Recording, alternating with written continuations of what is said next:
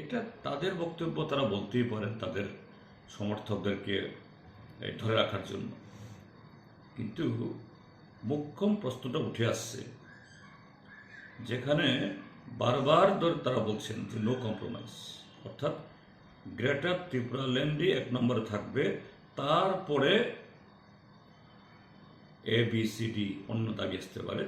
first and foremost always greater Tripura land, ওটা ছাড়া কোনো জল খাওয়া হবে না,